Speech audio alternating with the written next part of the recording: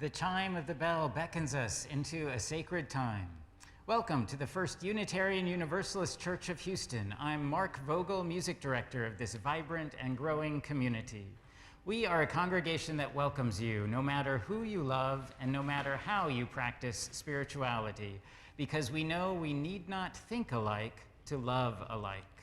We are a congregation that extends a heartfelt and inclusive invitation to join us in meaningful worship and in service to the world.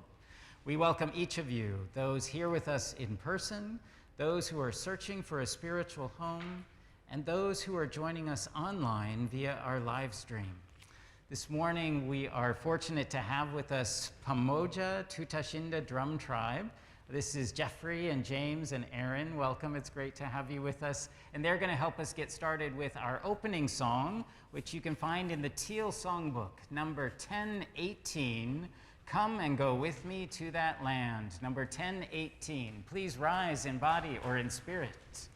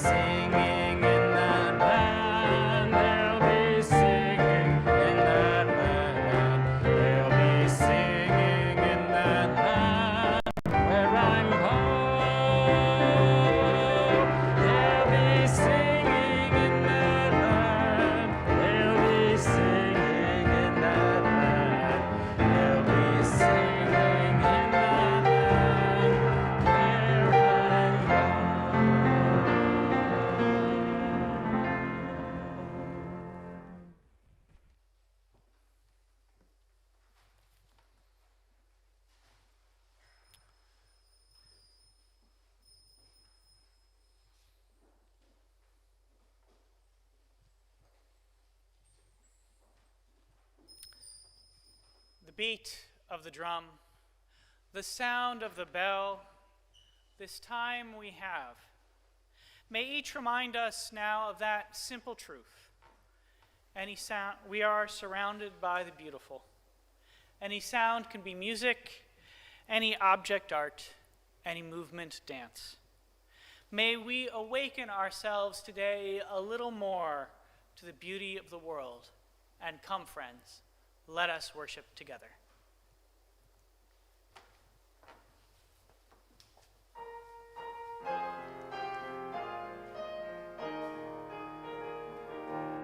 Celebremos compartiendo nuestras vidas, encendiendo esta luz.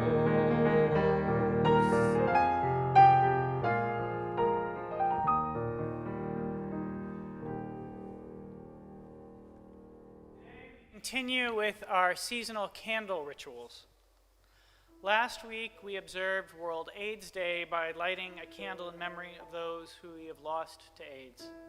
and to honor those working to erase the stigma. We then lit candles to remember all of those in our world and in our country and state who have died of COVID-19. This past Sunday, we lit the first candle of the menorah to celebrate the first day of Hanukkah. Today, in recognition of our tradition's connection to Judaism and in honor of the Jewish members and friends of our congregation, and as an expression of solidarity with the Jewish communities here in Houston and throughout the world, we light candles again to observe the conclusion of Hanukkah and say these traditional Hebrew blessings. Baruch atah Adonai, Eloheinu melech haolam, asher kiddushanu b'mitzvotav, v'tzivanu lahadlik ner shel Hanukkah. Blessed are you, Lord our God, King of the universe, who has sanctified us with his commandments and commanded us to kindle the Hanukkah light. Baruch atah Adonai, Eloheinu melech haolam, she'ashana nesim lahavu tenu bayamim hahayem bisman hazez. Blessed are you, Lord our God, King of the universe, performed miracles for our forefathers in those days at this time. Now we light the Advent candles to mark both the days approaching the solstice and the advent of Christmas. Inspired by the neo-pagan tradition, the Sunday after Thanksgiving, we lit a candle in the south, honoring the element of fire. Fire burns away the old and creates space for the new. We kindle that flame again this morning. Today we light a candle in the east, a candle for air. Air gives the gift of spirit. Spirit comes from the Latin spiritus, the intake of breath. Our breaths are us. We are our spirits. Without air, we are not. Blessed be.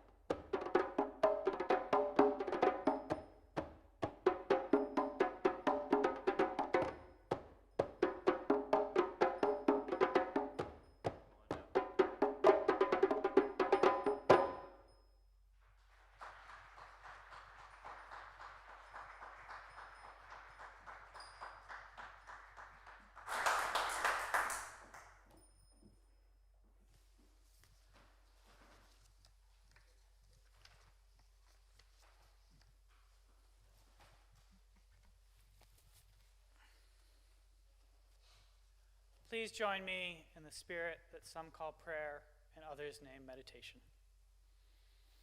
Open yourself to the wonders and mysteries of the world.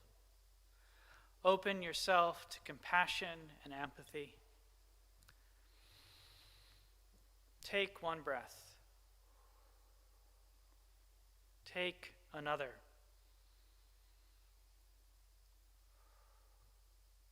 Center yourself. Spirit of life, that some name God and others call the highest in human aspirations, be with us today at the start of this final month of the year. Inspire us to open ourselves to celebrating the good that has been and offering each other comfort over the ill that has been wrought. For this brings purpose to our communion and to our lives, to share joy so that it might spark a bit more brightly, and to offer solace when we each experience pain, so that we may remember that we are never truly alone. On this day, when there is much in the world to make our hearts heavy, the erosion of reproductive freedom, an endless stream of gun violence and shootings, let us also recall that there is much joy. Babies born, loves found, beauty discovered, miracles all around. Let us do what we can to lessen the injustice of the world, while we also celebrate the joy and beauty to be found within it. That it might be so, I invite the congregation to say Amen. We pause now together to lift up that which sits heavy and light upon our hearts. We lift up Alex Kaimig, who is away today mourning the death of her beloved dog, Max. We lift up the memories of Hannah St. Julian, Madison Baldwin, and Tate Meyer, each brutally killed in a school shooting this week in Michigan. As we do, we lift up the victims of gun violence everywhere and the dream that someday we might live in a world without such violence. I invite you now to say the name or bring to mind those you wish to be held in the loving embrace of this religious community.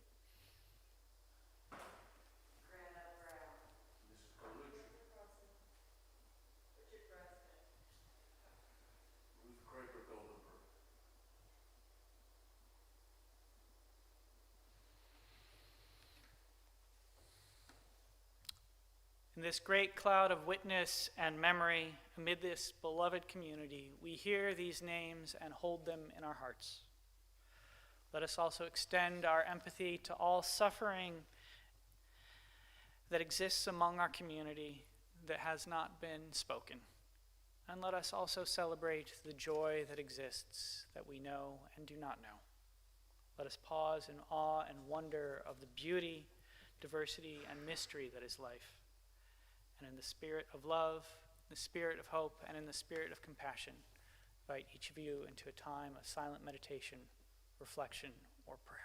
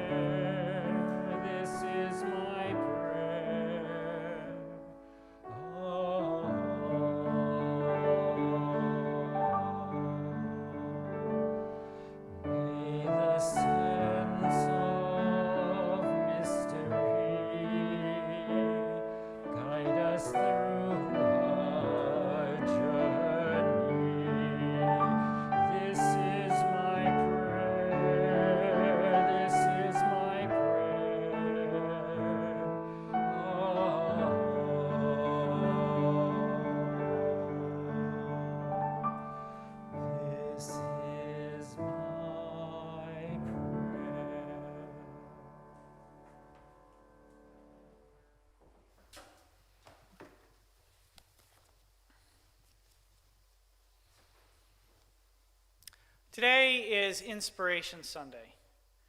It's a time when we invite you to dig a little bit more deeply, be a bit more generous than you might otherwise be because you are inspired by the work of First Church. We're hoping to raise $10,000. For those of you who are watching us online, you can find instructions on the screen. In making our invitation, we're encouraging you to reimagine what is possible for First Church. It's an invitation to reflect upon, it's an invitation reflected in our growing Spanish language ministry, in our increasing online presence. Did you know that First Houston is one of the few Unitarian Universalist congregations in the country to offer a regular Spanish language ministry? Or that more people now view our services online or engage with our social media channels than do so with the church of the larger fellowship, the Unitarian Universalist Association's Congregation Without Walls. The success of our programs offers us the chance to reimagine what we can accomplish as a religious community. What are your wildest dreams for our congregation? How might we achieve them? Whatever they are dreams that can be best accomplished together. And it is only through your generosity that we can make your dreams for our community a reality. Your support is what makes our program possible, lets us hold Sunday morning worships and have wonderful guest musicians, make sure that our staff is fairly compensated and has good benefits so that we can serve you, the wider community, and Unitarian Universalism. And it ensures that our religious home, this building and this beautiful sanctuary, can be maintained and sustained across the generations. What are your dreams for First Church? So that they might become a reality, I invite you now to give generously.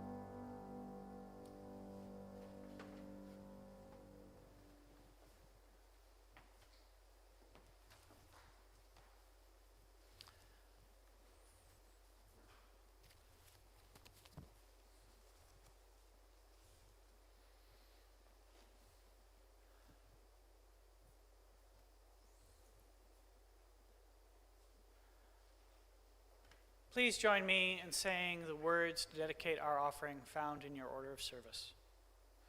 To the work of this church, which is weaving a tapestry of love and action, we dedicate our lives, and these our offerings.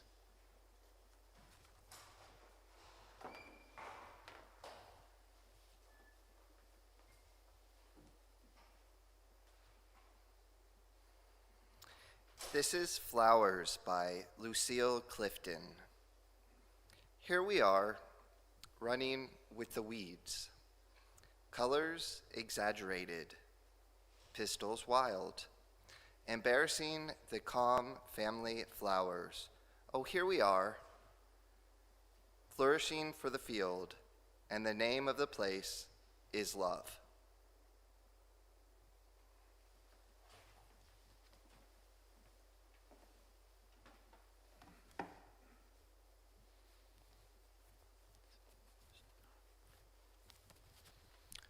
Our second reading this morning is from Beauty in Gravity and Grace by Simone Weil. Beauty is the harmony of the chance and good. Beauty captivates the flesh in order to obtain permission to pass right to the soul. Among other unions of contraries found in beauty, there is that of the instantaneous and eternal. The beautiful is that which we can contemplate, a statue, a picture we can gaze upon for hours. The attitude of looking and waiting is the attitude which corresponds with the beautiful. Beauty, a fruit which we look at without trying to seize it. In everything which gives us the pure, authentic feeling of beauty, there's really the presence of God. There is, as it were, an incarnation of God in the world, and it is indicated by beauty. The beautiful is the experimental proof that the incarnation is possible. Here ends the second reading.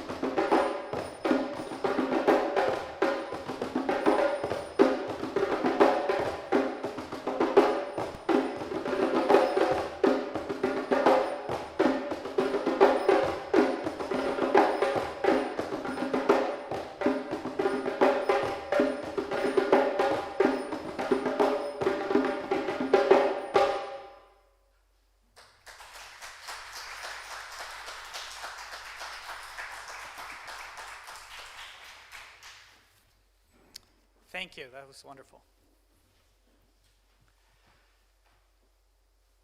Happy Hanukkah and Advent greetings. It's been a little while since I've been in the pulpit with you, and I'm glad to be here celebrating the start of the winter holidays. They form what in the 65th Psalm of the Hebrew Bible is called the crown of the year, a peak time when the ordinary is ruptured and our sense of the sacred is heightened. The crown of the year. At the start of this sermon and on this first Sunday of the final month of 2021, it's worth turning momentarily to the concluding verse of Psalm 65. You crown the year with your bounty. Fatness is distilled with your paths. The pasture lands distill it. The hills are girded with joy. The meadows are clothed with flocks. The valleys mantled with grain. They raise a shout, they break into song. Historically, the psalm is thought to have been recited upon entering the temple in Jerusalem. God was believed to have resided there. The words are supposed to evoke the joy of being in her presence. The closing verses of the psalm speak nothing of the temple, nor do they imply that the divine is found within the bounds of the sanctuary. Instead, they suggest that the very earth itself is a sacred gift. Infused with the divine, terrestrial matter is so sanctified that the meadows and the mounds themselves are song. Do not just look for God, if you want to use that word, or the highest form of consciousness or wisdom in the halls of the holy. Seek everywhere, and you may find the world filled with unexpected beauty and unexpected gifts. Especially now at the crown of the year, this time we set aside, secular or religious, for celebrating the earth's turning, the passing of one dancing rotation around the day star and the advent of another. My sermon this morning is titled Unexpected Gifts. It is the first in this month's series on reimagining possibilities. My message is simple. The world is filled with unexpected gifts. When we become aware of them, we can reimagine what is possible. I offer this message because I believe, with the Protestant preacher Barbara Brown Taylor, the church's central task is an imaginative one. Our effort together is devoted to the prospect of seeing, experiencing, savoring the world in such a way that we are ever more open to the reality of beauty and joy that surrounds us. The Jewish and Christian holidays that come at the crown of the year both contain stories that can expand our sense of the possible. In both Hanukkah and Christmas, we encounter miracles and unexpected gifts. Perhaps the statement is redundant. For what is a miracle but a gift so unexpected that the recipient cannot even imagine its coming? Most of you, I suspect, know stories of the season's unexpected gifts. Hanukkah is celebrated because, according to the Talmud, a miracle occurred. In truth, it was a fairly minor miracle. Perhaps you know the story. In ancient Palestine, the land of Judah came under the power of Antiochus Epiphanes. He was a harsh and brutal king. He outlawed Jewish religious practice and defiled the temple, turning it into a shrine to the Greek gods. Under the leadership of Judah Maccabee and his family, Antiochus and his supporters were driven from the temple and from the land. And the temple was reclaimed as the seat of the divine. When the high priest re-entered the temple, he discovered that there was only enough uncontaminated oil to burn for one night. Yet, despite this limitation, the priest was able to keep the lamp aflame for 8 days and nights until more holy oil was found. 8 days of light instead of one. A small miracle, but an unexpected gift nonetheless. The Christmas story is likewise filled with unexpected gifts. The core Christian claim, of course, is that the holiday itself is about the unexpected arrival of the Messiah, the anointed one who is supposed to bring about the kingdom of God on earth. But the arrival of the Christ child is not the only unexpected gift found in the Holy Days story, for this story contains many. Some of my favorites are the gifts of the Magi. You might remember them.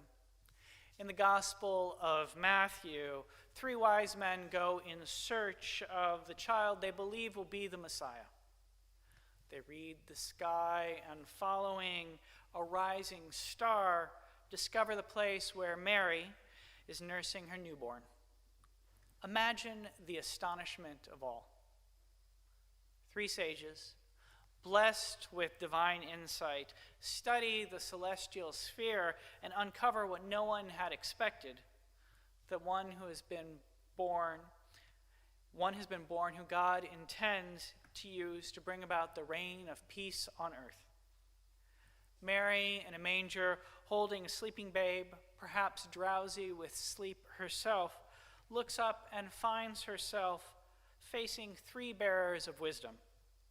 They bow to her child, so humble there's no place for him in the inn, and present him with treasure chests, the unfathomable riches of gold, frankincense, and myrrh.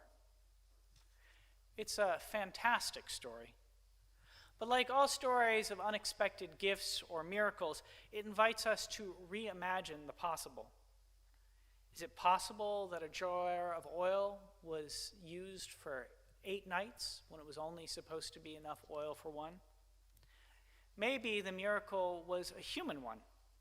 It could be that the high priest so carefully tended the wick, kept its trim so short that it burned at the barest flicker, and the light, casting but the dimmest light, simply consumed the same amount of oil in 8 days that it would normally burn through in 1.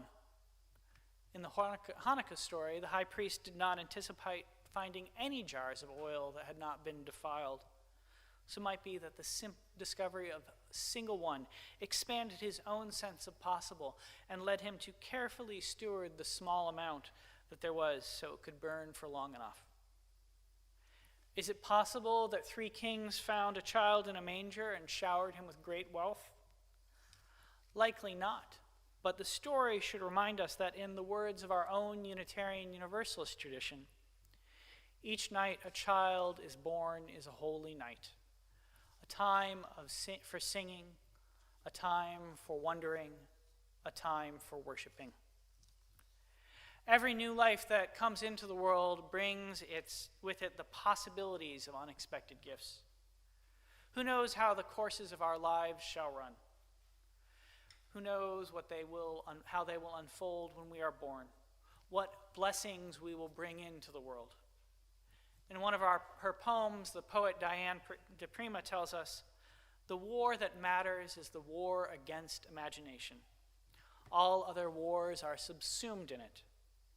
And it is one of the purposes of our communion, especially now, as we reach the crown of the year, to remind each other that the world is infused with all sorts of beauty, all sorts of possibilities, that we are born with those possibilities and that we can live into them in unexpected and even unimaginable ways. There are so many invitations to imagining.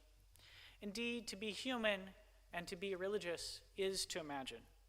We come together in part to help each other remember that, and to again quote Barbara Brown Taylor, remember that the world is packed with endless possibilities. In the past, I've spoken with you about what I call the resurrection of the living. This is the teaching found in Gnostic Christianity, the words of the Buddha, and in the sages of many traditions that suggest that the purpose of religion is to help us wake up to the world as it is, to recall that it is a realm packed with endless possibilities. It is a longed for answer to the question, attested to in a hymn often sung by Congregation Shamar Kolino, the Jewish community that meets here, that runs, "Am I awake? Am I aware? Am I awake? In pursuing our theme of reimagining possibilities, I want to invite us to consider that when we wake up to the world, we will find ourselves surrounded by the unexpected gift of beauty. For some, perhaps that is not as great a miracle as the ones attested to in either Hanukkah or the Christmas stories.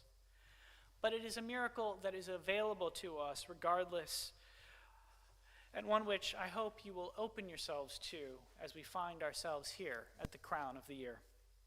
Let me offer 3 examples from ordinary life. 3 times I've found unexpected gifts. Perhaps they'll help you be more aware of the beauty in your own lives. Have you ever watched a really good short order cook?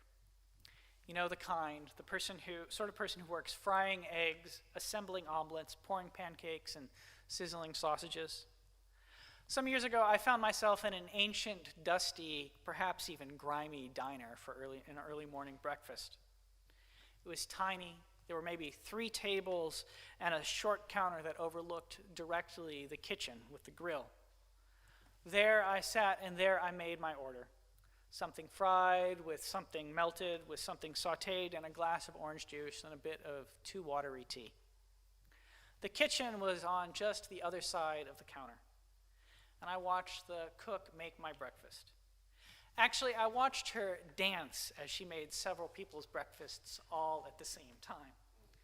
She scrambled your eggs. She reached around and gave you your coffee. She flipped over your pancake, and then somehow, in the same motion, she turned your omelet.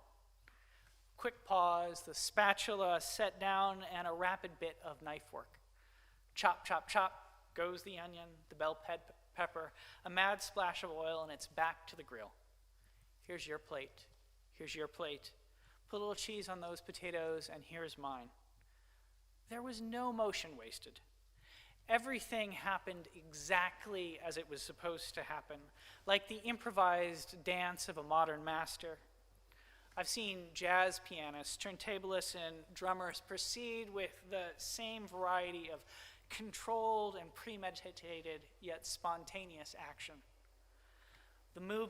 This movement in response to that, this keystroke following that saxophone riff, this record scratch cascading after that accidental bump or sudden flight of imagination. The short order cook is not supposed to be offering an artistic performance. I was in the diner for hash browns, not high art.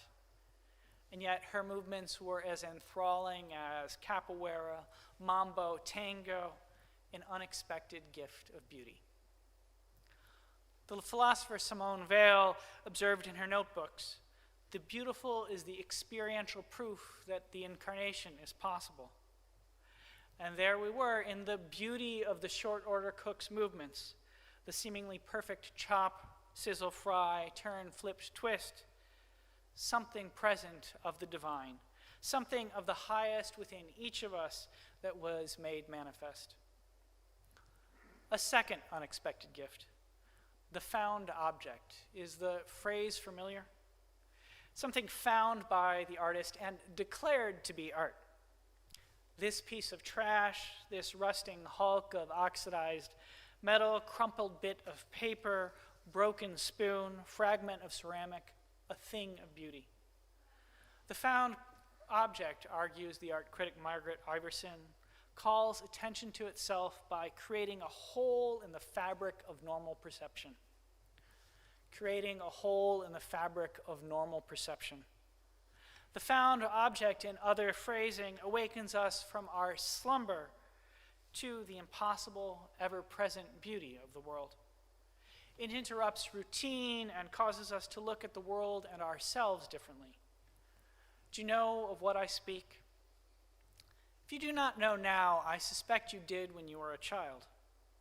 What child has not found magic in a wooden stick or what appears to be an ordinary rock? If you've ever had children, surely you have had the experience of going through their pockets to do the wash.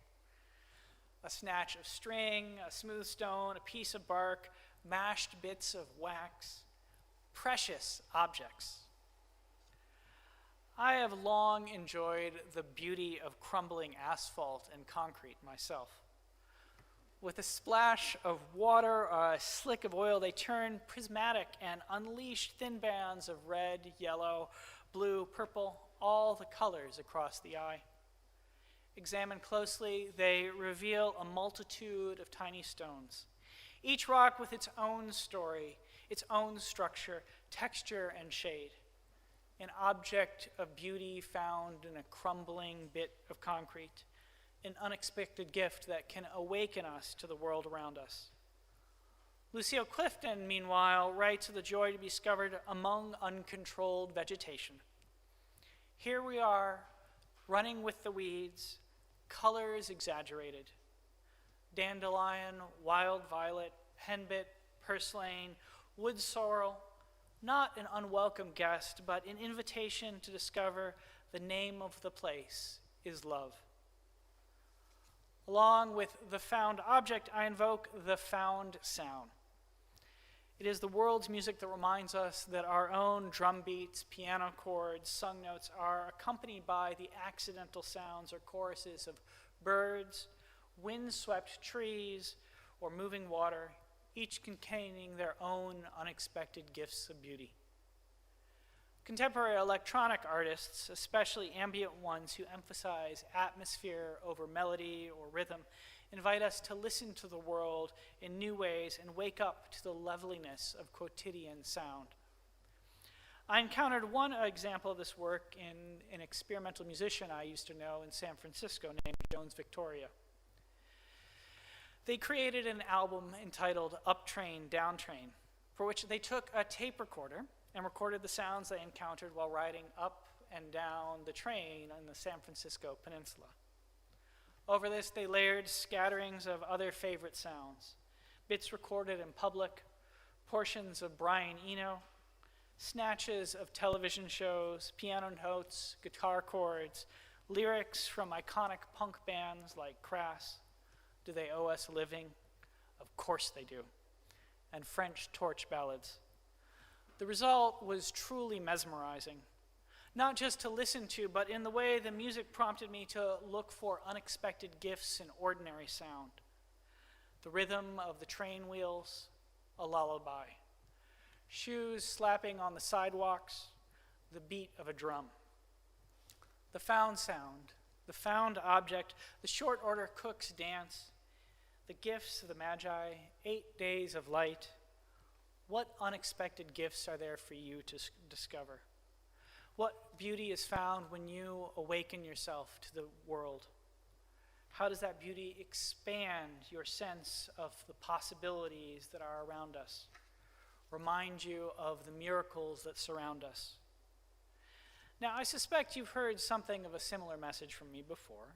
It's often said that a preacher most often preaches the messages that they need to hear.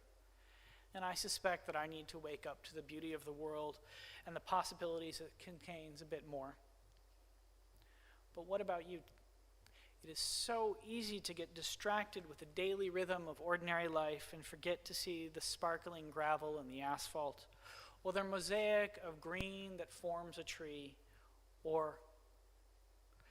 Before I close, let me extend to you an invitation. This is my first sermon this month on reimagining possibilities. Between now and next Sunday, I invite you to open yourself to the unexpected beauty of the world.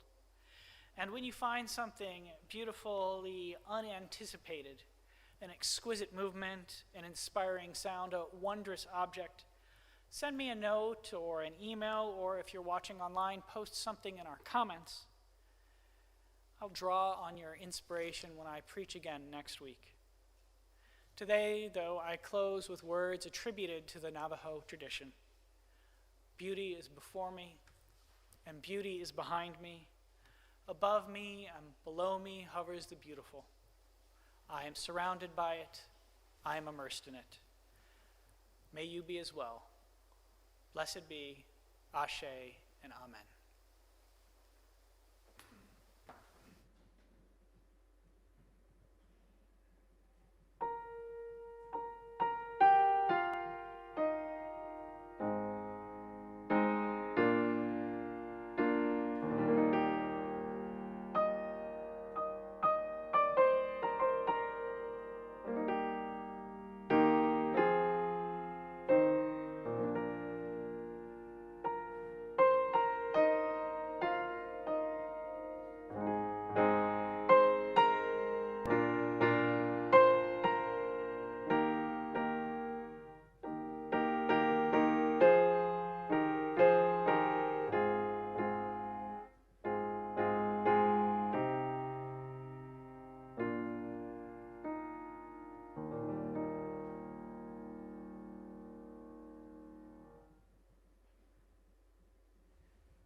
I'd like to invite Pamoja Tutashinda Drum Tribe to join us again for our closing song. And thanks again to Aaron and Jeffrey and James for being here this morning.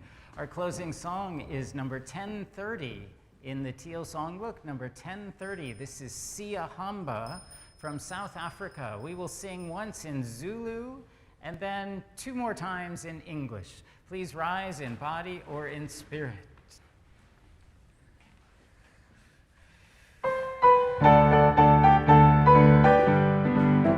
Siyahambe kukanyen kwenkos, siyahambe kukanyen kwenkos, siyahambe kukanyen kwenkos, siyahambe kukanyen kwenkos, siyahamba,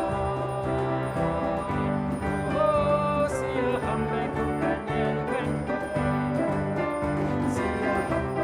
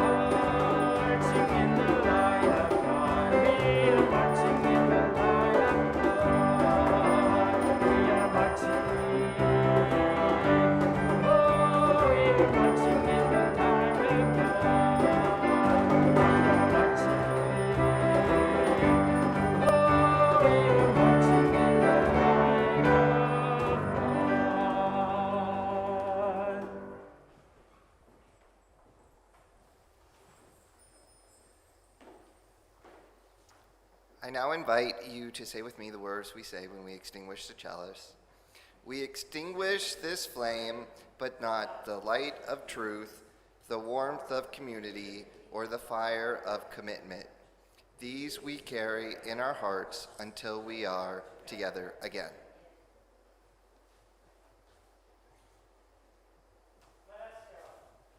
Opening ourselves to the beauty that surrounds us, the unexpected gifts that abound in the world, this sound, that movement, those objects. And in doing so, wake ourselves to the miracle that is each of our lives and the wonder and love of this community. Go in peace, go in love. May our lives be a blessing. Amen.